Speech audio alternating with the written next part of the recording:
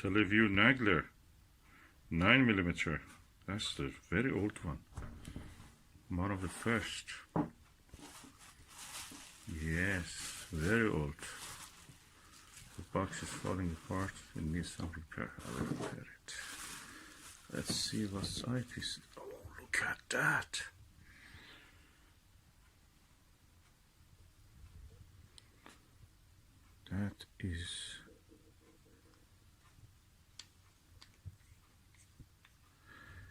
That is a Japanese one, NJ one, original.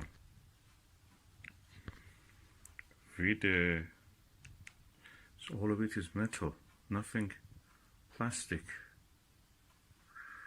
Not just plastic or anything rubbish. It's made of metal. 9mm. That's probably one of the heaviest 9mm I've ever seen. Okay.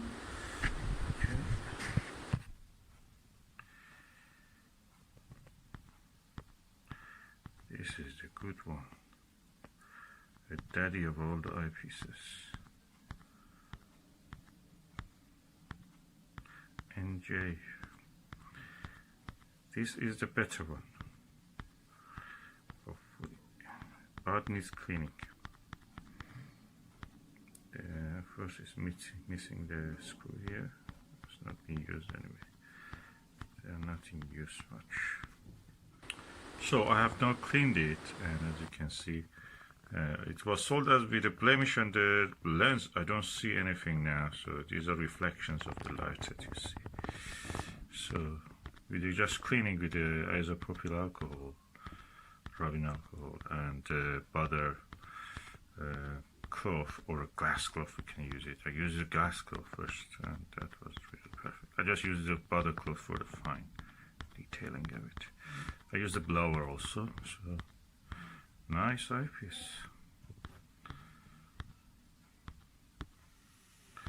Has been used, but nice condition. If you look at it, the coating is just intact. You can see the coating.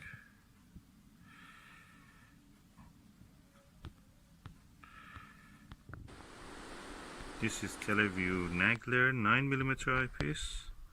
NJ version original, tape 1 you can call it. Let's see how is the view.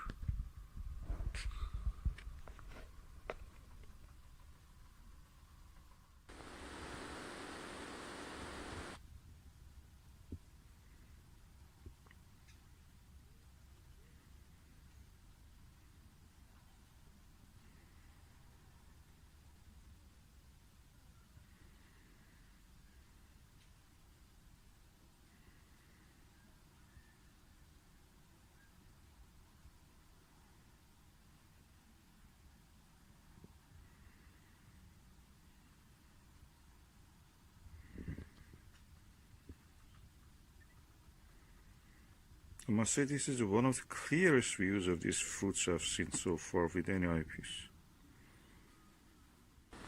Okay, that was the view through the Televue Nagler 9mm original or NG version. The telescope I'm using is the Skywatcher ED80 Pro Series. It's a gold version, a very reliable telescope. And the view was you were seeing were these fruits, which are 12 to 15 meter away. The thing I want to mention is that with this telescope, when I used the 2-inch version, at this distance, a very close distance, it was difficult to get to focus. So I had to use the 1.25 inch. 2-inch one was a little bit too close for this distance. I don't think there will be any problem when I'm using it on the sky, because the sky is at infinity. So when you look at the lens is slightly recessed, the top field lens, slightly recessed, so there is no chance that your eyelashes will hit it easily. So nice experience on that, nice detail. This is one of the most desirable ones because it's full metal. Okay, now I've found a cap for this, and a bottom cap and a top cap, and as much as I could I repaired also the box, so the eyepiece can go into the box. I will add later some padding also, but that's at the moment, that's all.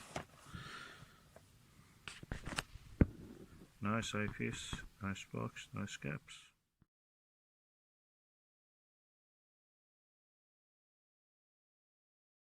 Okay, I'm observing the planet Jupiter, which is there.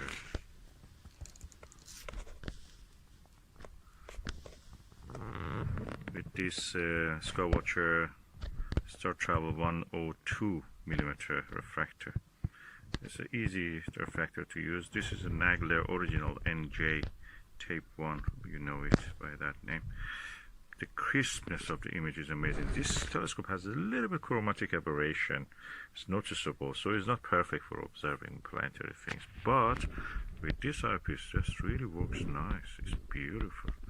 So I'm really happy with this.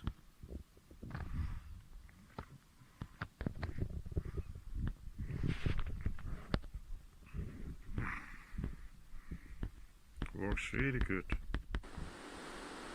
And it takes a long time for the planet or any target in the field of view to move out of the field of view, so you don't need much nudging. 82 degrees field of view, amazing. It's cheaper version of a Ethos, I suppose, if you want a long focal length eyepiece. Yes, there is a small, very tiny amount of the field curvature. So when you focus it in the middle of the field of view on Jupiter, and you see the cloud bands and the brown colors or kind of brownish red colors out of cloud bands, south equatorial belt and north equatorial belt, you notice when they drift toward the edge of the field of view, they a little bit go out of focus, tiny bit. So you have to adjust it again. So that shows that's a sign of the field curvature.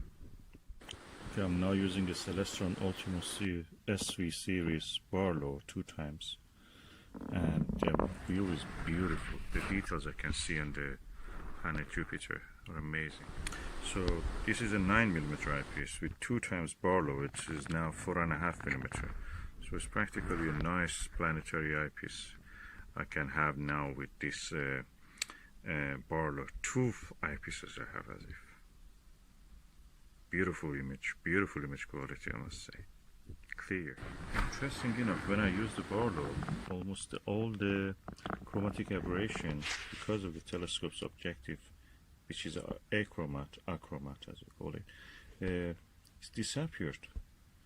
This has changed to a very long focal length telescope, Fraunhofer style, no chromatic aberration. Focal length increases by by using a Barlow. Wow, I'm happy I use this Barlow. I can see the shadow of the Ganymede on the planet Jupiter cloud tops. That is beautiful. This is changed now to a apochromatic telescope by just using a Barlow. Never had such a thing. And I can see the dot of the shadow, a circle of shadow of the largest satellite in the solar system, Ganymede.